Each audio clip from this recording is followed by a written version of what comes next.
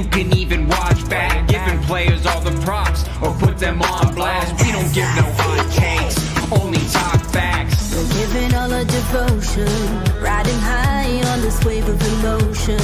Going all out, yeah, cause this is our time. No, ain't no stopping us till we reach the finish line. All in, we came here to win.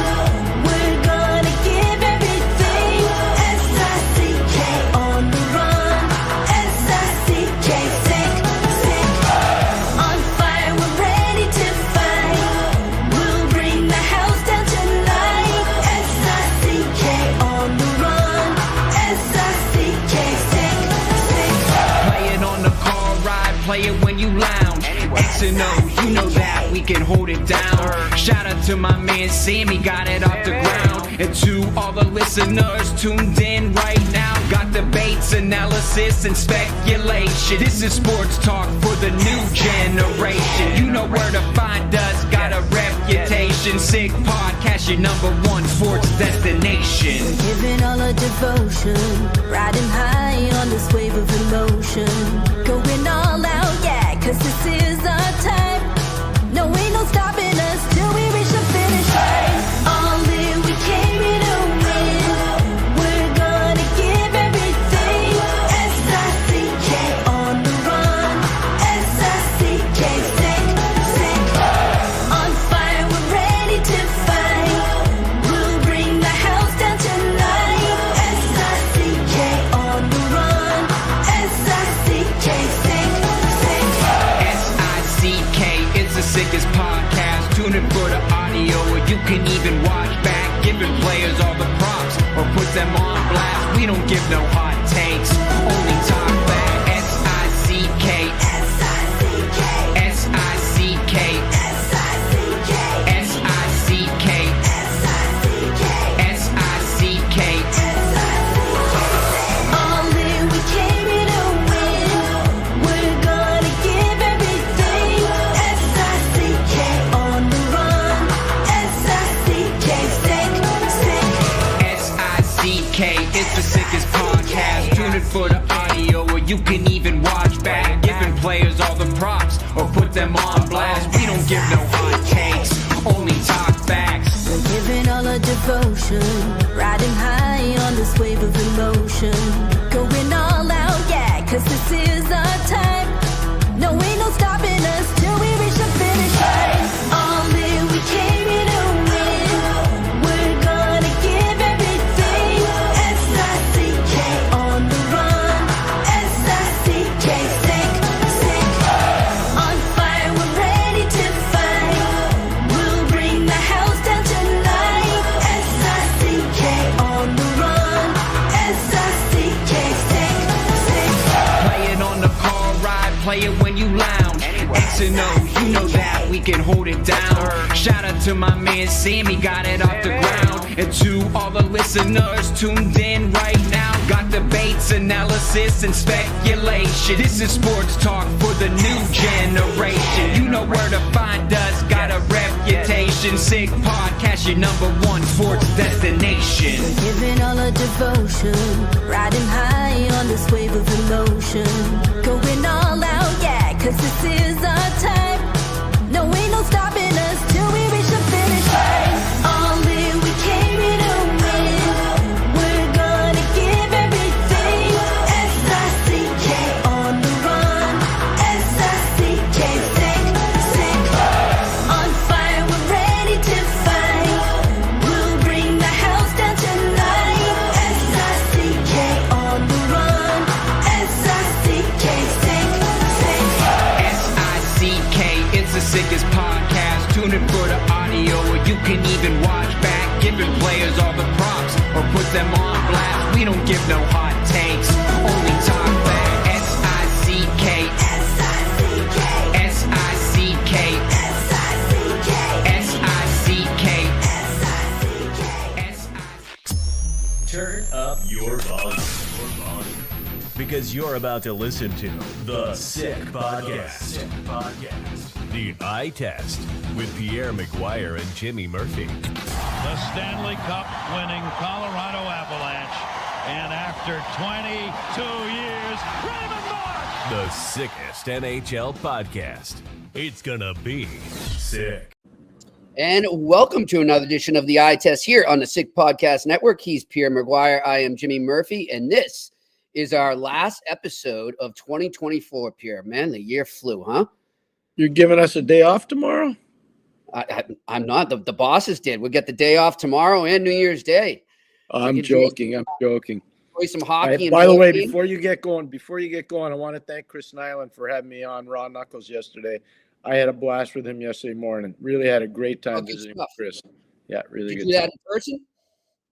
Yeah, I wasn't in Montreal. I was in Hampshire yesterday. Yeah, okay. So I did it in person, but via a line like this. Like this. Like this, yeah, exactly. I got you. But yeah, lots of hockey and bowl games will be on the next 2 days. So looking forward to that, kicking back and relaxing a bit. And Pierre, you had an interesting weekend. You were in Hanover, the Ledyard tournament. Yeah, watched a lot of good hockey. Providence won the championship. Alaska played a real hard weekend. Northeastern played a real hard weekend. Dartmouth played. It was really good hockey. There were a ton of NHL teams there, like a whack of them. Wow. And so it was good. It was an enjoyable weekend. The caliber of play was really high. I thought it'd be a little lower only because you're coming out of a break, out of exams for a lot of the kids. And the caliber of play is really, Providence is for real. Nate Lehman's, who was on our show not that long ago, he's done a real good job with his group. And lots of hockey, whether it was NHL, I watched a ton of NHL, a lot of college, and obviously the World Junior. So I've been watching a lot. Me too, my friend. Me too. Well, one team that we're keeping an eye on, and we always do, is the Montreal Canadiens, Pierre. And they are on a roll. We're going to get into that a little later. 2 big wins down in Florida. It's really, you see not just the Canadiens, you see any NHL team go down and sweep that 2-game set with the Panthers and Lightning. That's a rare occasion. So when it happens, it needs to be credited. So good on them for doing that. Some other stuff. We'll talk, of course, the Rangers continue to struggle. Lots of controversy surrounding them again. The Buffalo Sabres here. There's 2 wins in a row for them. Turning a corner a bit, maybe. So good for them. We'll get into that in a bit. And then the Red Wings finally get their first win under Todd McClellan. But in a bit, we are going to be joined by the head coach. Well, not just the head coach, the winningest head coach in Vegas Golden Knights history, Bruce Cassidy, who claimed that title last week with a win over Anaheim. It's hard to believe he reached it that fast. It seems like only yesterday he got there, but he's now got a Stanley Cup there, and now he is the winningest coach in there. It's short history, you could say, but still quite an accomplishment there. We'll talk to Bruce about that in a bit, talk to him about the season they're having right now. Pierre, that's a team, we'll just talk about them now and segue right into Bruce. That's a team that you and I thought was not getting enough credit when we were coming into this season, if you recall. A lot of people were writing them off. Some people had them missing the playoffs. And now as we sit here with the calendar year almost winding down into 2025, they hold the best record in the NHL. If the season ended today, they would be the President's Trophy winners. What to you has been the key for that team to have the success they had so far this year? Huge defense, stability in goal. Samsonov's been very good for them. Obviously, Eden Hilton's won a Stanley Cup for them. They've got more players. Maybe Florida has one more. I think Florida might have 8. They have 7 guys going to the Four Nations event. So they got depth, they've got talent, they've got skill, they've got guys coming back from injury. Tomas Hertl can play center or wing. Carlson's been a tremendous centerman, whether he plays in the 3-hole or 2-hole. Jack Eichel's a superstar player, stealing players from organizations. Victor Olofsson, you don't think he could have helped Buffalo? He's doing pretty well in Vegas, playing on the first line right now. So they have good management, they have smart scouts. They're not afraid to make moves. You talked about, Bruce being the winningest coach in their organization's history, because if they don't win, they don't keep people. That's just how it works. Yep. And so it's a draconian way of doing business. There's no question. It really is. I mean, with players, with coaches, they're hard. But if you do well for them, you get rewarded. Mm-hmm. Yep. That's how it is. And it's pretty amazing too, Pierre. I mean, and I was out there for the draft last June with our crew from Sick Media there. And it's just amazing how big hockey's become out there, thanks to them, thanks to the Vegas Golden Knights and everything they do. they're so embedded in that community. So they do a great job. Kudos to them on that. But, you mentioned the defense, Pierre, and to me, that's the biggest thing. They're just, used to call them the Redwood Forest, I think was your nickname for them. Big green trees. Big Yeah, green trees. that's what they are. But those trees can move. We've seen defensemen in the past that are very big, but they kind of get stuck in at times. These guys are mobile. And, man, we were all year at the Boston.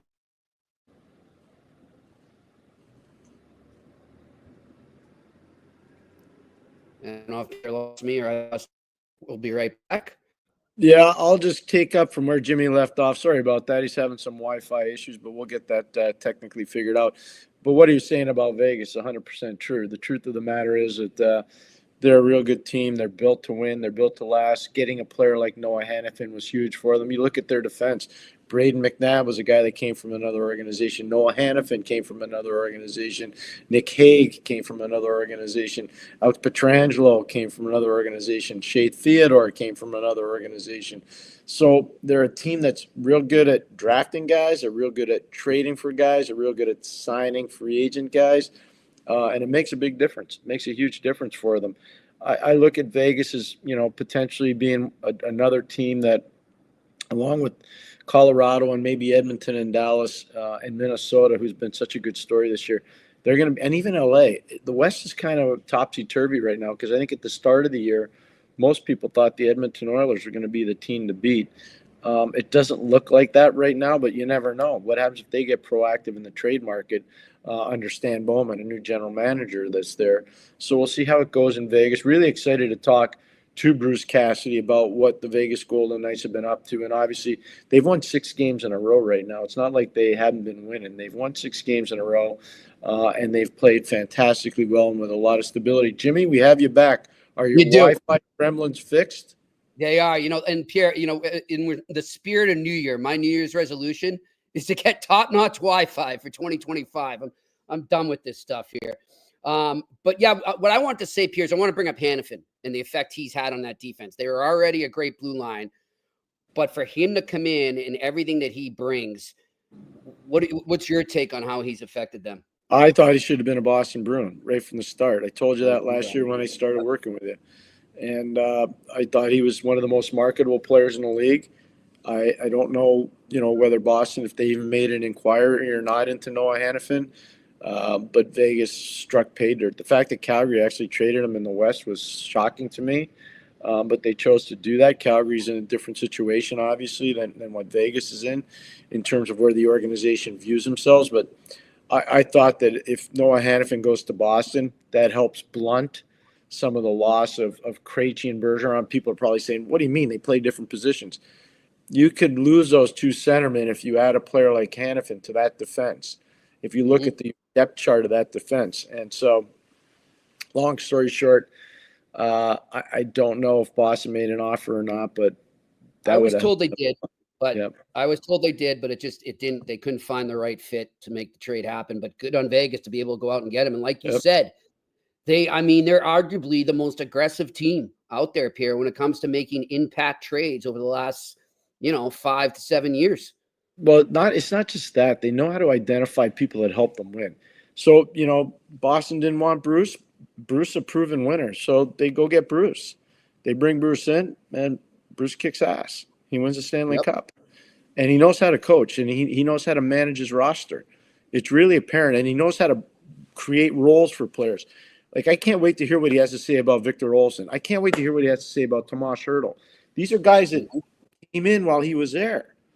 Yeah. He's got to find where they fit. And so he's been able to do that. That's just 2 examples. Tanner Pearson's another example of that. Noah Hannafin's another example. So I think creative genius of coaches is finding players that fit roles. And if they don't fit the roles, they don't want to accept those roles, then you got to find a way to amalgamate them into the roster. And I think Bruce does that fantastically well. I really do. He really does. And another guy too, Pierre, that's quietly having a good year. And I know he's the backup goalie, so to speak, but that's Ilya Samsonov. I mean, this guy struggled with a lot where he's been, whether it was Toronto, whether it was Washington. He's gone out there and he's quietly put together a nice little record this season. So, you're right. They do some good scouting. They say, hey, maybe this guy's not doing too great with this organization, but he can come here and we think we can turn it around and we can make him fit in here. Well, their tentacles with Samsonov, obviously starting in Washington, there's good portions of that Vegas group involved with Washington. So sometimes, both sides of the trade, it maybe works out better for you or the acquisition. Now, I know he moved up to Toronto, but there were always some people that had some doubts about him. I can't wait to hear what Bruce has to say about him as well. And part of that was because of his off-ice, nothing more than that. I mean, athletically, I think most people always thought he was going to be a good player. Yeah, and another player, too, that I don't think enough people know about around the league, and I'm going to ask Bruce about him, too, is Howden. I mean, this kid, he's become such a good player. But, if you ask a common fan on the East Coast, they probably don't know who he is or know enough about him because they're not staying up to watch him. I get it. But still, what a season he's having right now. He's tied for the lead with Barbashev. So here's the problem. You got that guy McCrimmon there. And if you had a player coming out of the Western Hockey League, and you can look at Colasar, you can look at Zach Whitecloud, anybody that's coming from that Brandon area or the Manitoba area, or kids that are coming from Saskatchewan east to Thunder Bay, he knows every kid because he ran. He was the owner and coach and GM and emperor for life in Brandon. I mean, so that's another example. I remember, Howden's brother played in the World Junior in 2011 in Buffalo, and the father came up to me and he said, "Hey, do you mind skating with my kid in Toronto?" Because Team Canada was setting up in Toronto. So we were out on a small ice surface down on the beach in Toronto, right on Lake Ontario. It was me, him, and my son. And my son at the time would have been 9 years old. Getting ready for the brick tournament in Edmonton. So this was at the World Junior in this winter. Wow. The three of us were out there skating, and I was like, this kid's going to be a really good player. You just knew he was going to be a good player. Good stuff. Well, let's talk about him and all the Vegas Golden Knights right now as we bring on the head coach of the team, Bruce Cassidy, joining us here. Hey, Coach, Happy New Year. Hey, guys. Hi, Jimmy. Pierre, how are you? Merry Excellent, Christmas. Coach. Merry Christmas, I guess. And happy How's everything going with you? Did you have a good break? Good. We did. Local, 3 days. It's hard to travel back east. Right. So it's kind of quiet. Went to some neighbors, nice enough to invite us over for Christmas dinner. Well, nice. No family made it up this year. But it was good. It's nice to get away from the rink for a few days. All you're doing is winning 6 straight games. I mean, come on, Coach. That's fun. I like that. Coach, we were just saying, Pierre and I, when we were kind of teeing up the season coming in late September, early October there, seeing some people in our business kind of not giving you guys much love, wondering if you're going to be a borderline playoff team, just questioning you a lot. And we're looking at the lineup and have they looked at their defense? How great has that defense been for you so far this season? Yeah, really, the last 6 weeks, they've been unbelievable. They're the glue of our team. They have to be. We certainly have some good forwards, but we're incorporating more new ones this year. We lost some established guys, so we knew that we're going to have to lean on the back end. And, they've really kind of hit their stride here recently. And that's helped our goaltending, right? They've both been rock solid. So we're keeping it out of our net. When you do that, you have a chance to win every night. And the offense is coming from different guys. I think I heard you talking about Howie. He's having a great year for us. Colasar. We had hoped that some internal guys would step up in that regard. Put Dorofeyev in that category, and they have. We certainly added some new pieces that are helping, but we knew what we had in those three, and they're all up and running, so that helps a lot too. What I've always really admired about you is you could take pieces and make them fit on a team. I've known Victor Olsen for a long time as a player, and I've known, obviously, Tomas Hertl for a long time. You found a way to get those guys to fit, even though Hertl's been hurt, and now he's back. But how do you find that? How do you make that work? I don't know. It's just a feel, I guess, and you eye test who might complement who. Hertl's been Pierre moved him around more than probably the other guys because he's naturally a center, but put him on the wing with Carlson and Colasar, and they've really had a nice little run here. Had him with Nick Waugh, a little heavier line type of makeup, but he still takes draws and he still can play down low. So it's a position when you line up, but at the end of the day, he still gets to play to his strengths. So Olesen had played with Jack, as you probably know, in Buffalo. They had some level of success. Yep. And he got hurt. He started well. So what we get out of him is he's fresher than everybody right now. He missed 6 weeks, so he's got lots of juice and excited to play, where guys were kind of looking forward after Thanksgiving to the Christmas break. So he's been a good fit on the power play. He can shoot the puck. That's never going to change. But his 5-on-5 game, I got to tell you, is better, more detailed than I would have guessed from what you hear there, right? He is Swedish, and those guys tend to know how to play a 200-foot game. So it doesn't surprise me. It just, I'd heard that one might have been a knock on him in Buffalo, but here it hasn't been that way. He's 180 pounds, not a physical guy. We don't expect him to be, but he checks well. He works above people, good stick details, all the things that really help you in your own end kill plays. So I've been real happy with him. Coach, last week with that win against Anaheim, or actually right before the Christmas break there, you became the winningest coach in Vegas Golden Knights history. I know it's hard in the middle of a season. You go to step back a bit and reflect, but we got you here for a few minutes. I wanted to ask you, when you think back, are there some mentors that really meant a lot to you in terms of your coaching career? Well, the one thing is I started on my own, and Pierre will remember this. Jacksonville, Florida. Yeah, I believe you were in Baton Rouge, I was in Baton Rouge. So you're kind of on your own. And what happened is I retired, and it's like, here's the keys to the camper. Go get them. And you're the GM. You're recruiting players. You're trying to get to know the league. So I thought it was the best thing for me to do everything. But then as you go along, you look back. So for me, one of the guys is it's always been Brian Kilray, because I played for him as a player in junior, and we won a championship with a good defensive team. And Brian was always known to be kind of a wagon style of hockey and offensive. And we won with solid D. And then I go play for Daryl Sutter. Same thing. I'm a good offensive defenseman. We win in Indianapolis. We were the best defensive team. So I looked at those two guys and thought, you know what? If you can keep the puck out of your net in the National Hockey League, you have a chance to win. So I've always kind of believed in that, even though I preferred playing on the other side of the puck and more of that type of game. So, but that's what I've tried to instill whatever I've been. So those two guys, their ideology, I guess, has really hit home with me. Now, part of it is because we won, but I do believe that. I see it year after year. The teams that can defend well, when the scoring dries up, they have a chance. They stay in the game. And if you have enough good people around you to score, which we did, that's what happened 2 years ago. We were real good defensively, but our offense came through for us just the same. But I think it started with our defense that kind of wore teams down, and that sort of led to the offensive side of things. Bruce, there's always trends that evolve during a season. Is there a trend you're seeing right now that's starting to evolve going into the second half of the season around the league?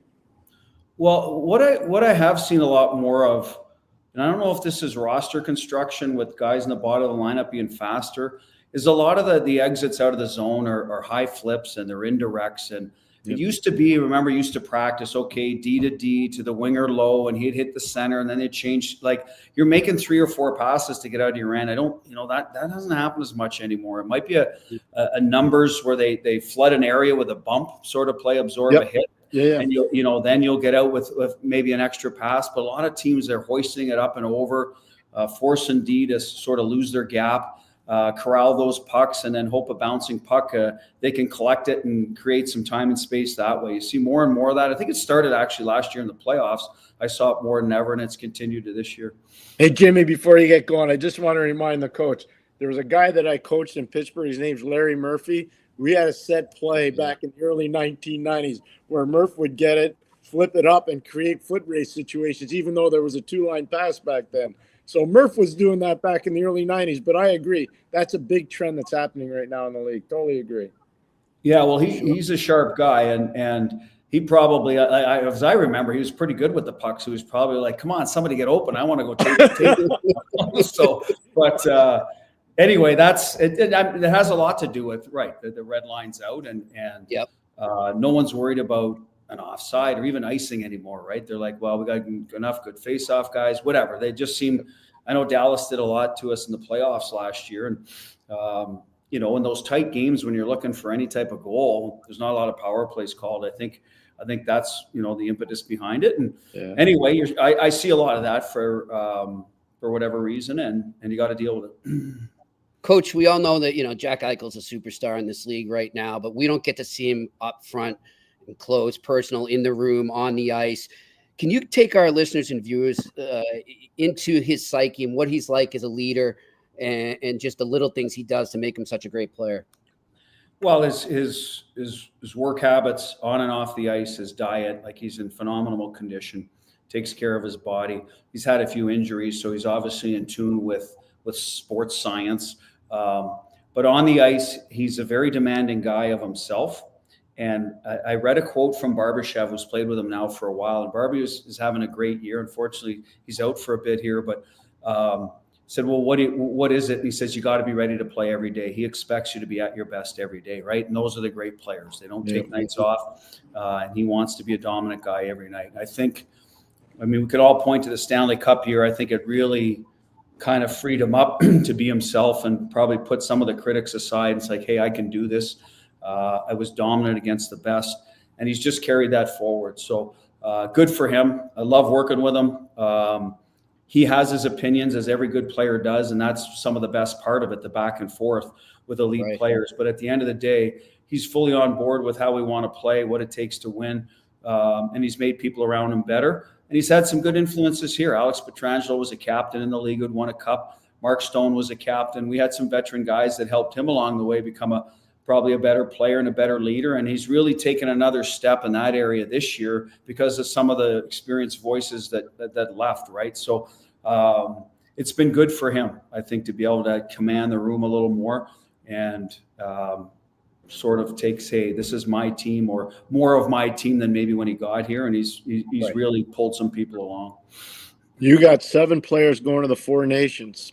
How do you deal with that as a coach? Work to rest ratio and all that stuff. Yeah, that'll be interesting as we get closer. Our guys like to work, they want their days off, but they we practice well, Pierre, and not long, but efficient and well, and they want to get out there and work. So, but they take such good care of themselves. So I think we're fine that way. I think it'll be a simple, how you guys feeling? Do you need a little extra time?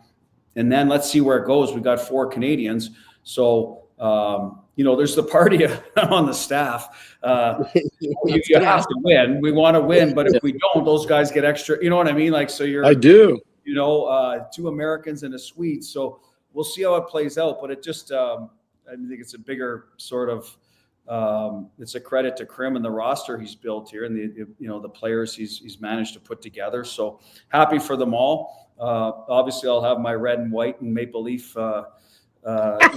Sweater on come February 10th or whenever it starts, and hope we can shut down Jack and Hannafin and Carlson. But at the end of the day, that's a good question. I don't know if I have a great answer for you right now, because it's what is it now, 6 weeks away. Yeah. Let's see where everyone's at then, and how taxing it is even while you're there.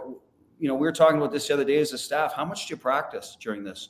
Because you got 20 players that are thrown together. Some of them have obviously played together, but not as a team.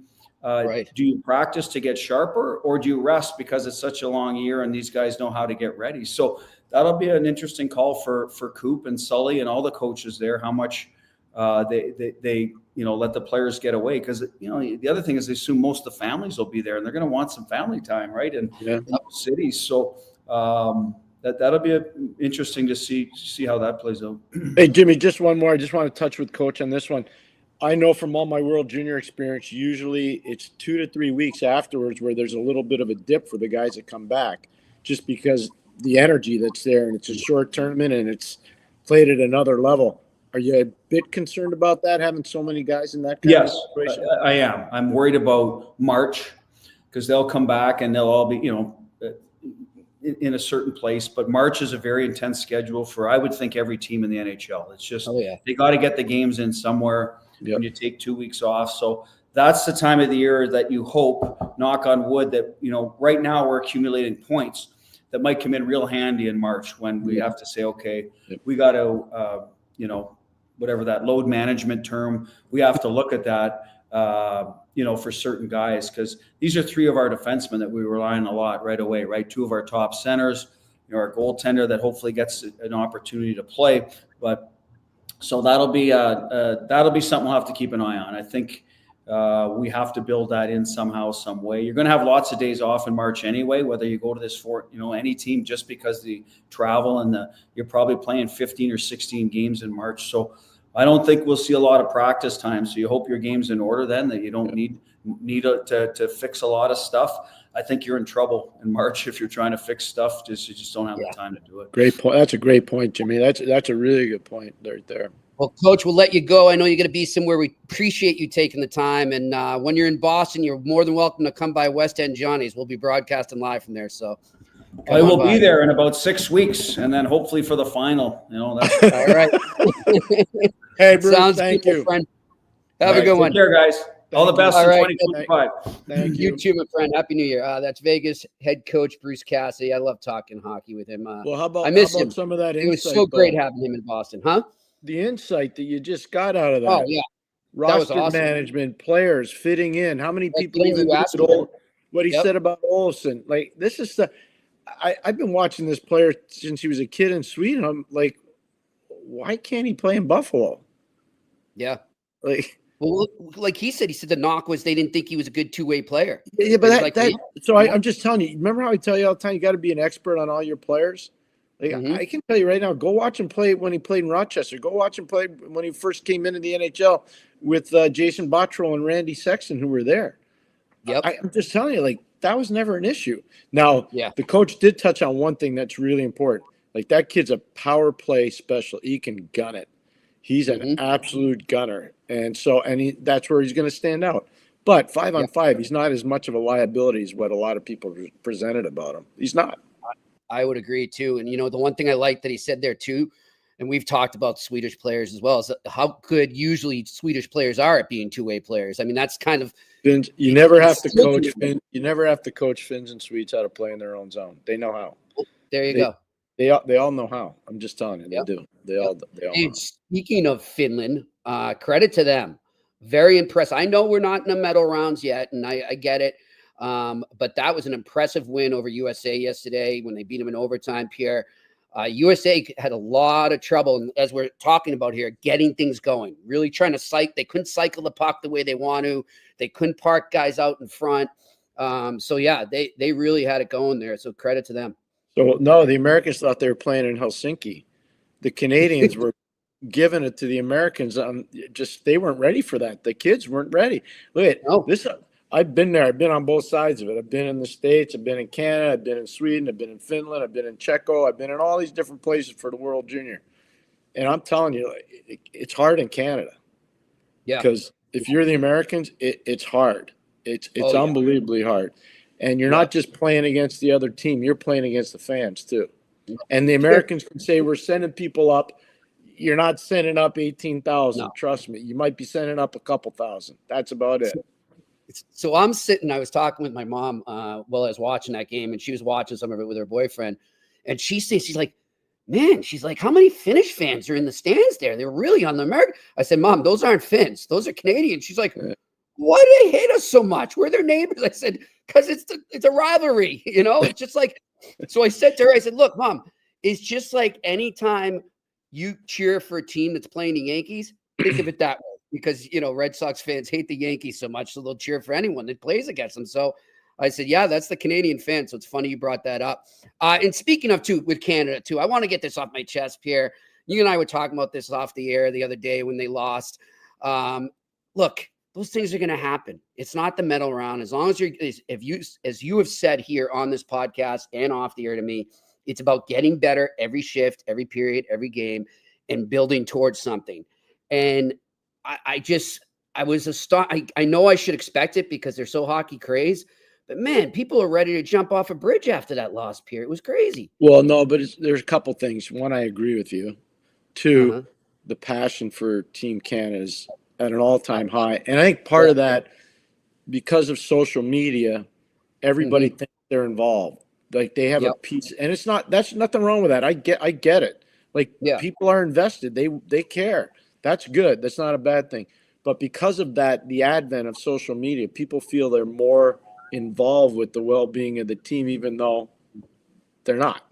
Yeah. You can sit there and rate all you want. You're not running the defense, and you're not telling the Team Canada who to bring in after Matthew Schaefer breaks his collarbone. Right. You're not in charge. You may want to be, but you're not. So I think that's part of it. I'm going to say this. I watched that whole game, and I saw Schaefer get hurt. And you texted me right away. I texted you. I know I did. And I said, this is not good. I said, the kid's hurt bad, but this is going to affect the team. And you could see they were broken. They were broken from that. They like that kid. They know how good he is, and they know how important he is. Yep. And, Dave Cameron's a good coach. And all those people out there trashing him, not fair. Not fair. He's not a neophyte. He's been doing this a long time. He's 65 years old. He's been coaching a long time. This is probably his fourth foray into the World Junior. It's not like he's just starting out. He knows what he's doing. And you could see Dave knew there was a problem. He lost it on them in the second period, telling the guys to wake up. And that's when I was like, oh, boy. He knows. When you're coaching, you know it at the ice level. You know when your guys have it and when they don't. And they had it at the start, and then Schaefer got hurt, and they didn't have it anymore. And you could see it. And he knew. He knew, to his credit. And nobody said that. Nobody's written that. I just got done doing our very good friend Jeff Merrick's podcast before I came on with you. And I told Jeff that, and he goes, you're right. Yeah. You could tell. You could see in their faces. Those kids were shocked. They were like, they were distracted. This guy's Superman to us, and all of a sudden Superman just got laid out. Mm-hmm. Yep. Great points by you. And I remember you texted me right away when you happened and said, watch this. It's not good. They're going to fall apart. And the other thing too, just, I'd urge people to just remember these are kids. Like some of the stuff I'm seeing on social media, and I know it's not the people we have here in our chat room because they're the best and they're full of class, but some of it is just a complete opposite. I mean, it's a game. These are kids. Relax. Yeah, no, look, I get it. I understand. I understand. Passion, I have a there's a line. I'm around the rink. I got a temper too. Okay, I get it. I know you do, Pierre. I get it. I know you know. I can't stand bad practices. I can laugh about it now, but I'm not in a rink now. I'm in my brother's living room. But no, I get it. I just think we have to find a way to have more decorum when things don't go our way. All of us, not just the fan. Me too. I try I tell you all the time, every day I go to the rink, I try to get better. Just understand one thing more. And the one thing I'm trying to understand about me is being better at the rink when things don't go the way I want them to go. Mm-hmm. When I'm training kids, when I'm watching my son's team play, when I'm watching my son play, when I'm watching the kid that I train play, when I'm watching kids that I really like in the NHL who are playing, I want, I'm trying to find a way to say, okay, take it down a step. I'm not there yet, but I'm working on it. You're getting there. And I'm the same way. I'm working towards something too. But all right, let's work towards our good friends Betway and what you can do with the NHL action tonight. 3 games, and then tomorrow it's just a loaded slate. They all start up. I believe the Bruins and Capitals started off at 12:30. Yeah, 12:30, and then it's about 1 o'clock, and it goes on and on staggered schedule. It's going to be a fun day of hockey, and also, like I said, some great college football, and then the World Juniors as well. And of course, it'll cap it off here. 8 o'clock tomorrow. New Year's Eve game. I get everybody wants to do their New Year's Eve stuff. I broadcast that game 9 years in a row, the New Year's Eve game, the World Junior. There are very few that are disappointing. It's an amazing hockey event. And, it got to the point from 03 to 11. I'm just telling you, like, it was crazy. The New Year's Eve stuff was off the charts. The numbers were in Canada, the ratings were crazy high. Yeah. Yeah, I remember, like my ex-wife and then my girlfriend after that. I was lucky, Pierre. I said, no, we're not going out. We're watching USA Canada. And they're like, what? But they understood once they watched it, they got into it. And so they understand, you know what? Let's not kid anyone too, Pierre. Like, I mean, maybe I'm going to sound old or whatever saying this. New Year's Eve is amateur night. Let the people go out that aren't used to going out and be idiots. Stay home and enjoy the hockey, play it safe, and have a great New Year's Day. But hopefully I can help you have a good New Year's Day by giving you a winner tonight. So let's talk about Betway right now. They got that special going. Bet the beauties with Betway and join the action right now. And if you guys can pull up that script that I should probably already have memorized right now, but they'll give it to me right now. But I'm telling you, I've been telling our production crew here, we got to get those jerseys made. If you're watching right now, those are some really neat hockey jerseys there for the Sick Podcast eye test. But anyhow, you want to go over there right now. For the first bet you make, you'll get two. There you go. Go all the way with Betway and get a free bet up to $200 if your first bet loses. So you're getting free money even if you lose. Scan the QR code right there to sign up in front of you if you're watching, or go to the website, go to the details section to create an account and redeem the welcome offer. And again, this is only for people just signing up, not prior customers, just new customers right now. It's not available in Ontario. Terms and conditions apply. You must be 18 plus, and please play responsibly. Let's go to the sick pick of the day. It's time for Sick Picks, brought to you by Betway. Hey, Pierre, I'm going to go to the nice and warm city of Winnipeg, Manitoba, as they host the Nashville Predators in a Central Division battle tonight. I'm going with the Jets. They're finding their way again. They're starting to get it going. I think they're up to like 4 in a row. I think they make it 5. I don't think they have a big problem with Nashville tonight. Give me the Winnipeg Jets on the puck line, -1.5. You get a +190 value there. So it's got some value there if they can get that empty netter at the end or just beat them handily. We'll see. All right, let's get to that Q&A. What do we got? Alex Evanowski, what do you make of the Red Wings' last 2 games and the new head coach? Alex, I'll keep it quick and simple. I thought the first one, they looked the same. Second one, they look like a different team. We'll see. Too early to tell. Mm-hmm. There were good things, though. The one thing I got to say, I'm watching that too. I felt bad for Washington. Washington is getting caught on the tail end of back-to-back. And it happens to every team. So I know they're not making excuses, but I'm just like, that's twice in a week where they had to go into a tough environment on the tail end of a back-to-back, and they lost the second game. So we'll see how that goes going forward. All right, next question. Ron LaRoque. What's up, Ron? Are you surprised Canada and USA look mediocre in the junior tournament so far? Czechia is looking like the team to beat. Ron, as I was saying, I'm surprised a little. I think they looked a little better, but they haven't. But I'm not too worried about either team. And you're right, Czechia is playing really well. I'm going to say this. The Canadian thing is there are a lot of young guys. They're getting warmed up. Losing Schaefer hurt them a little bit. I think they'll figure it out. Carter George is legit. Like, that's what people aren't talking about. Goaltending matters a lot. He's played twice in this tournament. He's had 2 shutouts. I mean, I don't know. Like, I think the scale, the marking, and I love Ron's questions because they're usually really on mark. I just think that the expectation is so high because Canada and the U.S. have done so well in this event. It's the other teams are good, Like, people don't realize how good they are. In terms of the Americans, I worry a little about their D. I do. I worry a little bit about their defense.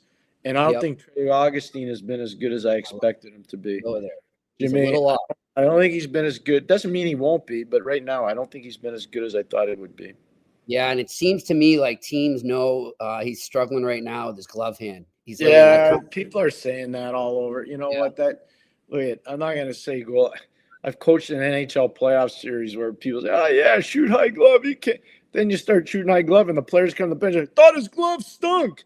It's like, so you just got to understand that sometimes things aren't always as they appear. Let's just see how the tournament gets to the meat. The rubber hits the road tomorrow for everybody. Yep. The moral of the rubber hits the road for everybody. We'll find out. Next question.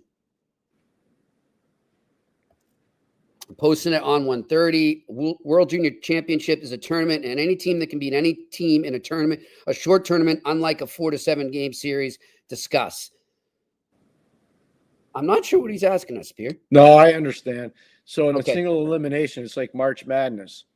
Right. So, like Cinderella can live all the way to the Final Four because you only have to win once against a team. So you can have a great game one night and the other team has a bad game and you win and you could be the underdog. In a 4 out of 7, more times than not, the better team's going to win. Not always, but more times than not, they're going to win. That's the beauty. Like, people don't realize college hockey, it's single elimination. Even the best teams can get knocked off. Oh yeah, and they can get knocked off early. It's hard. So that's what I think he's talking about, and I think the World Junior is very similar. That's why there's not a lot. Once you get out of tomorrow night, that's why I say the rubber hits the road after New Year's Eve at the World Junior. Everybody gets a day off on January 1st, and then it's you win, you stay. You lose, you go home. That's how it works. And by the way, speaking of big upsets or monumental upsets, and I know they're missing a lot of players and their coach isn't with them right now, but how about the UNLV club team, Pierre, upsetting the defending national champion University of Denver Pioneers? Look, doesn't count for anything, but credit to them. This is a club hockey team. To them, that's their championship. They're never going to forget that as long as they live. Dude, that's their Stanley Cup, Olympic gold, World Junior gold. That's everything. That's an amazing – and they did it at Denver. They didn't do it in Vegas. They did it at Denver, which is an amazing place to play. Those fans are unbelievable. They're raucous. They're proud. They're knowledgeable. Denver's an amazing hockey environment. For those kids to go in there and do that is amazing. Then reality kicked in the next day down in Colorado Springs. They lost 7 or 8-0 to CC. So, reality kicked in the next day, but good for those guys. Good for those guys. And, I did some broadcasting work years back here with some club teams, specifically the UMass one. There's some good hockey players. There's some fun games you can watch there. Like, I was amazed. I was really impressed with how dedicated. I'm thinking, I didn't know much about club hockey, and I'm thinking, these guys are just going out for a stroll. It's a pond hockey game. They were hardcore. They were into it. I'm going to tell you right now, you go down to South Carolina and you go watch Clemson play South Carolina, or you go watch UNC play South Carolina, or you watch, University of Georgia play Clemson in hockey. I'm talking hockey, not football now. Don't get me wrong. I know we're in the whole season.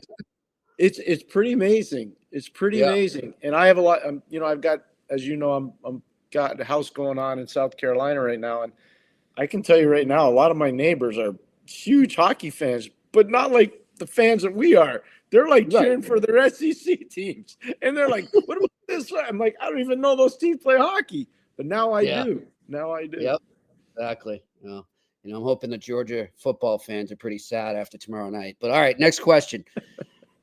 Gabriel Lamb, how many players will the Rangers move? It's really disappointing to see how far they have fallen.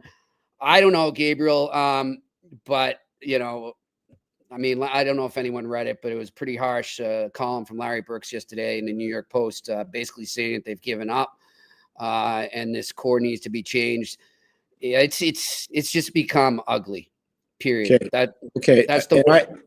I have no disrespect meant to anybody. What Jimmy just said is spot on. He never writes that unless he knows that's coming from somebody within the organization. Mm-hmm. And this started last summer.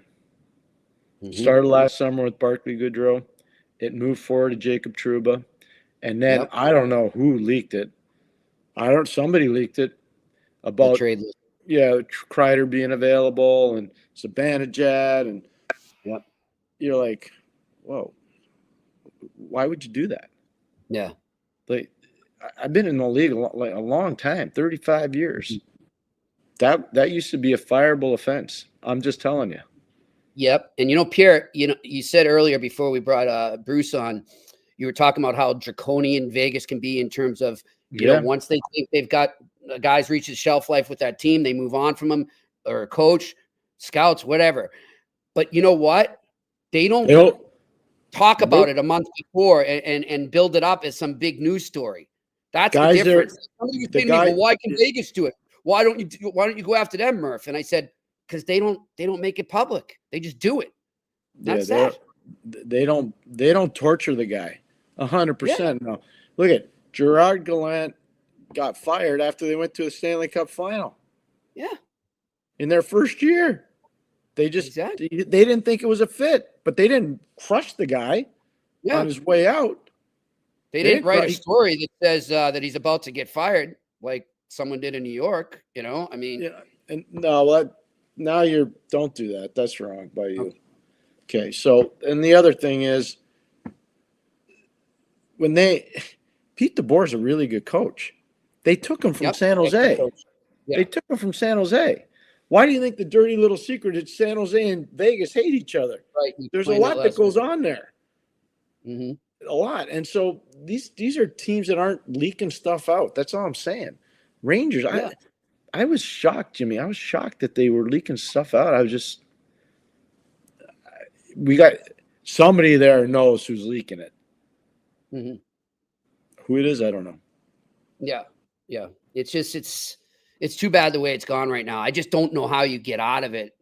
Like, so I'm going to tell you right now, more times than not tonight, I would not be watching a Ranger Florida game. Okay. There are other games that I would like to see. Mm-hmm. You talked about Nashville, Winnipeg. There's a reason why I would want to watch that, to see whether Nashville's going to bring any jam or not, and to see if Winnipeg's as good as I think they are.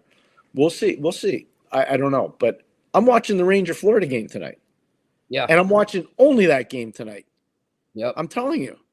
And there's a reason why. I want to see exactly. And in my own time. Yeah. Yeah, with my own eyes. Now that Florida's coming off that loss to Montreal, they're going to be ticked off about that. So they it's I mean, it's a big test. We'll test for them. We'll see. All right. Next question. WK, do you think that Dobies is the future backup for Fowler? Could be. Could be. It's not a bad problem to have. No, it could be. I mean, so this is the one thing. Let's not overreact to one game, okay? Mm-hmm. I think the guy's a legitimate NHL player. Mm-hmm. Do I think he's a 50-plus start guy? Not right now. I don't have any information to back me up on that. I've watched him play in the American League, and I saw him play at Ohio State. So I've seen him play for a fair number of times at lower levels in the NHL. Let's see how it plays out. Fatigue's a part of it. Time zone travel is a part of it. The defense playing in front of you is a part of it. The scheme that you're playing is a part of it. So let's just see. But right now, I would say that he's been on the money. Yeah, he's been on the money so far. By the way, quickly, I'm not taking anything away from his win. Congratulations to him, and that was great to see. Was very happy for him, for a rookie to get a win in his first start. That being said, and I'm not saying this is why they won, I'm just saying it's part of it, Pierre. I think the whole team right now of the Montreal Canadiens and that coaching staff deserve a lot of credit, because this is the most in sync I have seen them play all season. And they've had a lot of injuries. Yeah. But as they got healthier, they found a way to really buy into Marty's system. There's structure out there, and they know when to go and they know when to tighten up. Well said. Completely agree. I couldn't agree more. That I don't need to say anything else. That's really good. Totally agree. Next question. Steve Lash, Jeff Skinner was a healthy scratch last game. What do you think is next for him? In the offseason, you said they were signing the same type of players. This was also a Jeff Jackson signing too. Yeah, it's tough to watch. I'm surprised this was his first scratch. It's been a tough season for him. But they gotta figure it out there. They gotta keep going, and they're gonna lose ground on Vegas if they don't. I just look at, we don't always want to be right on this stuff, but yeah, there wasn't a lot of thought that went into some of this stuff. They became redundant. You got the perfect word, redundant. Yeah, there it is. They became redundant, and it's just, look at, I don't like, it doesn't give me any great joy to see guys not doing well, or to see the player decisions not do well, because I've made mistakes too. But I think when you have experience, it helps you a lot more. You know, Jeff didn't have a lot of experience. He's been an agent, not so much a hockey team builder. Yeah. You know, so. All right. Next question. Randy Workman. What's up, Randy? Jimmy and Pierre, I think Ottawa fans are still upset about Carter, so they're on Prozac already. Do you think fans are upset with players being snubbed? Yeah, for sure they are. So that's what I'm saying. They think they're the GMs of the team. Yeah. Yeah, but that's the passion of Canadian fans, and that's good. That's not a bad thing. That's a good thing. I think it's great. I used to say this all the time. It gave me so much joy and so much pleasure to be around the event because of the passion that Canadian fans have. Doesn't mean they're always right. Passion doesn't mean you're right. But yeah, no, I think that's part of it. I do. I think it's part of it. And it's a good thing that, hey, Canada's that good that good players didn't make the team. I mean, that's the depth they have. So I told you the Pat Quinn story. I was really ticked off. Say it again. When Evander Kane got cut from the team in 2009, and I blasted Team Canada on TSN. I mean, gave it to him pretty good. And I'm walking through the lobby of the Westin Hotel, and all the marble floor there, and everybody, you hear all the shoes in, and all of a sudden I hear this noise behind me, and this gigantic hand grabs my shoulder. And it's the late, great Pat Quinn. Come here. And I'm like, oh, boy, I'm ready to get smacked right in the mouth. I heard your stuff about Kane. You don't have to worry anymore. Dana Tyrell's hurt. He's not coming. We're bringing Evander Kane. He's going to be on the team. He better play well. So I'm sitting there going, should I tell Evander that? No, I'm not going to say anything. You know what I mean? I was just going to ask you, did you ever tell Evander? No, but he heard about it. He came and talked to me about it. I'm sure. Thanks for supporting me and all that. But I'll never forget, Pat was you talk about mentors. Pat was an amazing mentor. But that day I was like, I'm glad he didn't punch me in the mouth. His hands were huge. All right, next question. Alex Ivanovsky. Marchenko and Voronkov are tearing it up on the power play for Columbus. Both are 24. Yarmo left Columbus a great pipeline of young talent to work with. Do you think Yarmo should be high up on the GM search? That's a great question. You know that, Alex? You don't hear his name a lot. Like if things start to circulate about potential GM changes, I haven't heard it, but he did do a solid job there. I think his name will be included in some searches. I don't think he'll be at the top of being a GM search, but it depends whether he wants to go back and do it or not. He's got a family. I mean, I don't know how much time he's spending in the United States. I don't know how much time he's spending in Finland right now. I know he's still got, major ties over in Finland. So I don't know. I haven't talked to Yarmo in a while. We used to be real good friends. We used to talk a lot when he was first breaking into the business. So I don't know. I just don't know where he is right now. Yeah, and speaking of, too, Columbus there, just ask the Boston Bruins how good Columbus can be. Man, they did it to him again. And I know the Bruins bounced back the next night. Credit to them, but that team's on their way. They're 2 years from now. I had a great visit on Saturday night in Hanover, New Hampshire with Rick Nash. Really nice. Oh, great. He was there scouting, and we had a really good talk. They're very optimistic. Like I said to him, I said, you guys are a beast at home. He goes, how do we become a beast on the road? And I said, you guys will figure it out. I said, you'll figure it out. You got really good young players. And we talked about Zach Werenski, who I like very much. And he was just named one of the top 3 players of the week last week in the NHL. So, I had a really nice visit with Rick. Rick's looking great. Really carried himself well. Very good ambassador for the organization. Very good. Yeah, he's always a class act. I love dealing with him as a player. All right, next question. Shane Boyven, would you sign Evans, that's Jake Evans, to a 2-year, $5 million extension? Also, will the NHL ever adapt the international point system? Pierre, you and I were talking about the first question there, and I thought you made a good point where this might be a situation where he gets more term to stay. Less money, more term. Yep. So that I agree with you on that.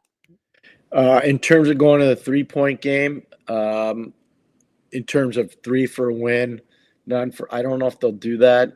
And the reason why is because they want to keep all the teams relatively close. So the games matter down the stretch. I think if you do the 3 points for a win and none for a loss, you're going to see an example here. Division.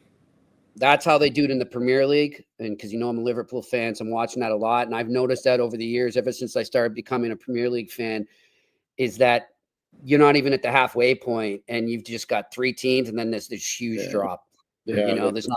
I don't think the league wants that. I don't think it's good for business.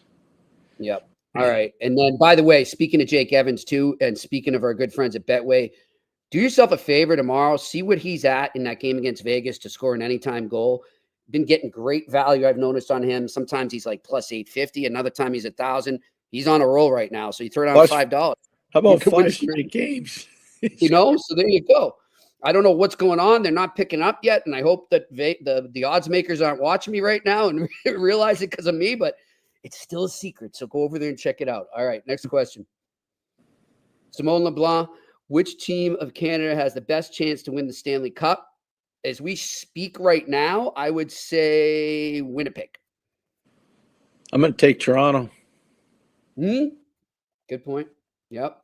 No, Winnipeg's good, but I'm going to take Toronto. I think it's between those two for sure.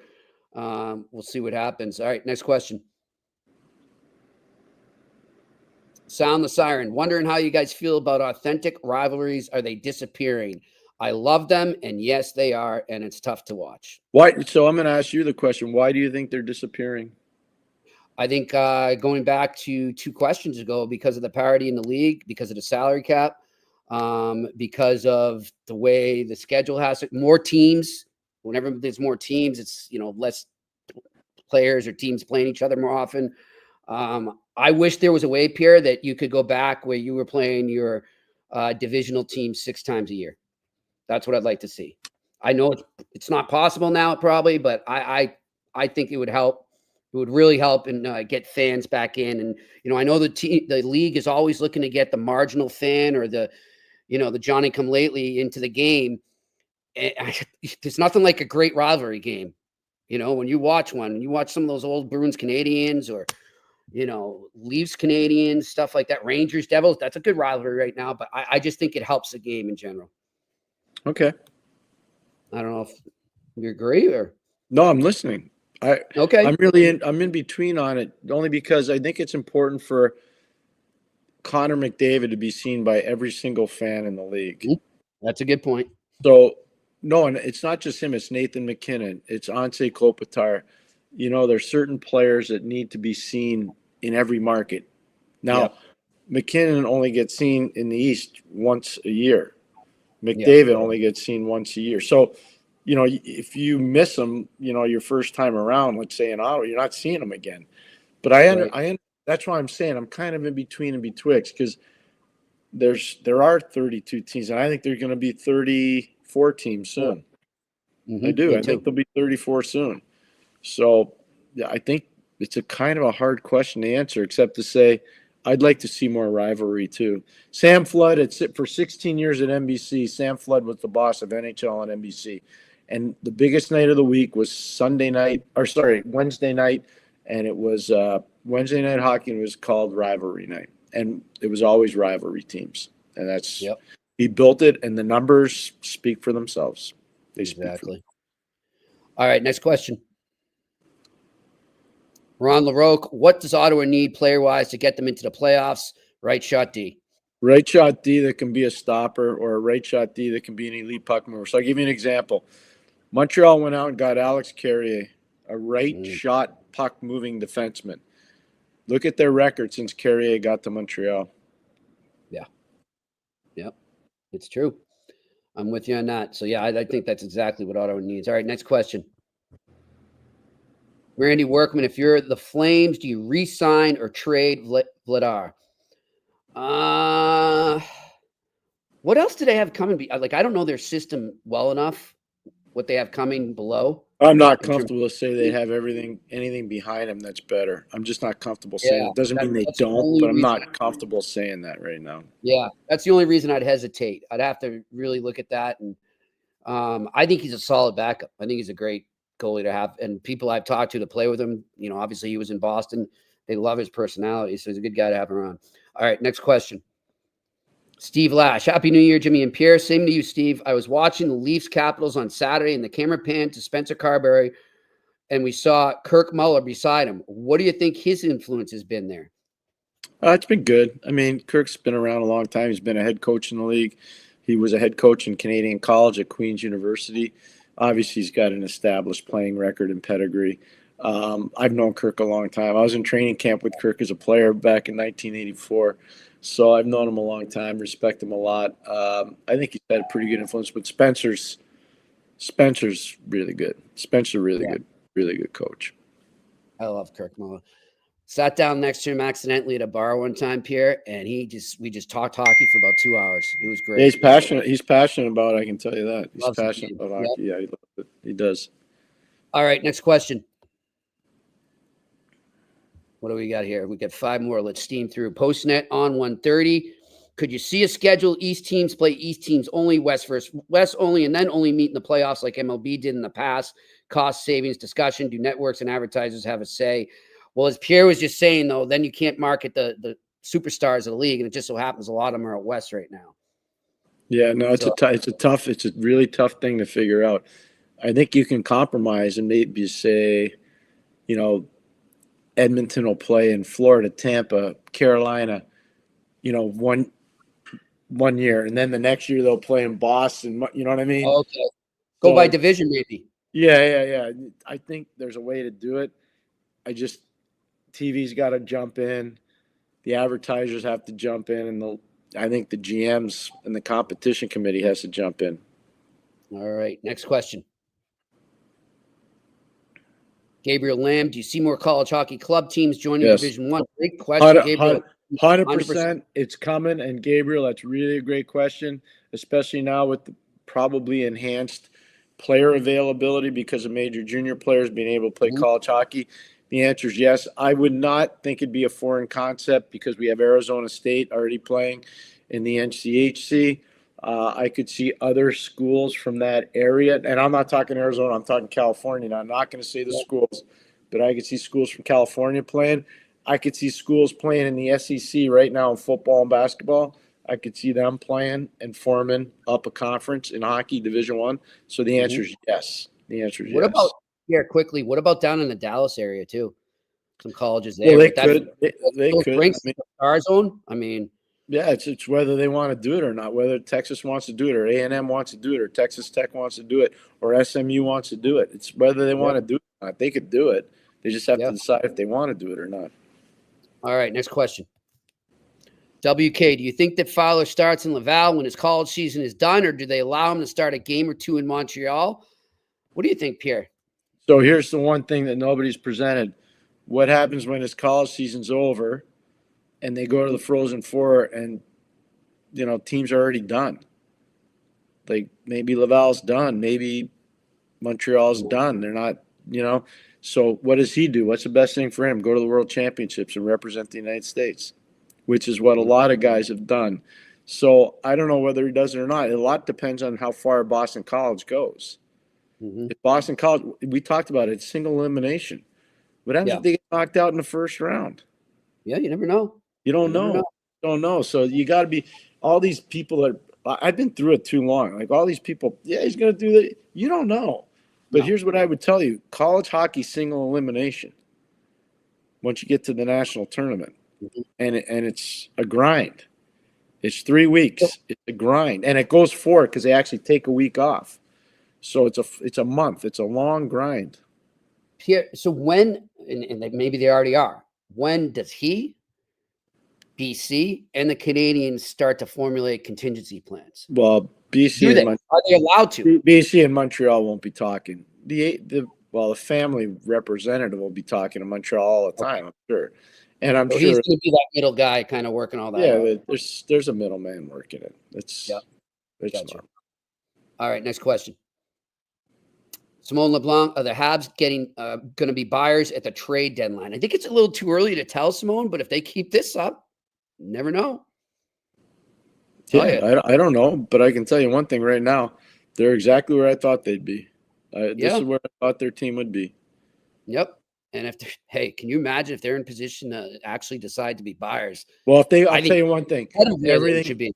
So if they're 2-0 on this road trip to start, okay? Yep. They lost in Columbus in overtime. So really that was the start of their road trip. But they put points in the bank in 3 straight games on the road.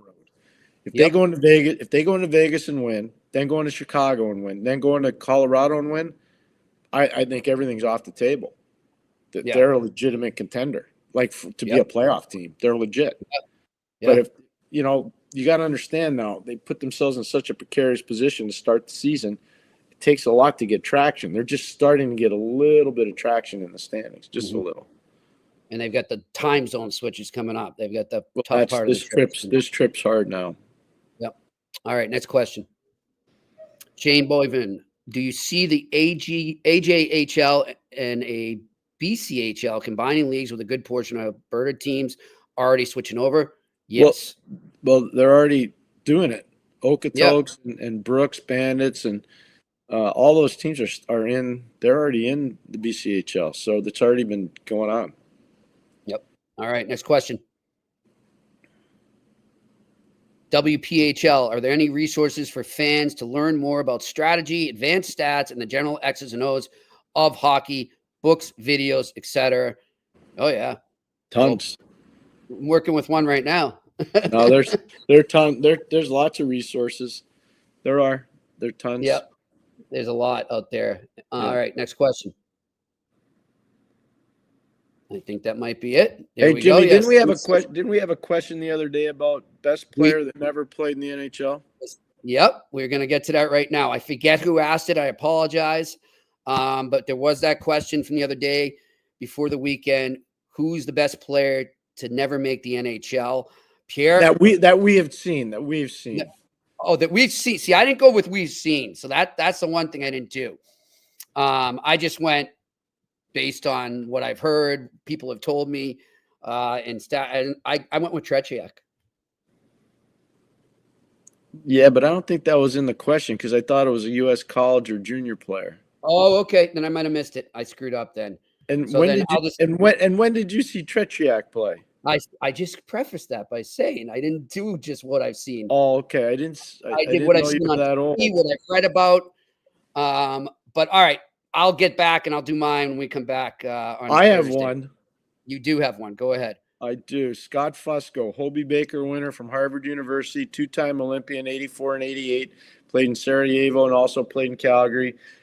Just had his shoulder replaced, has been decimated by injury.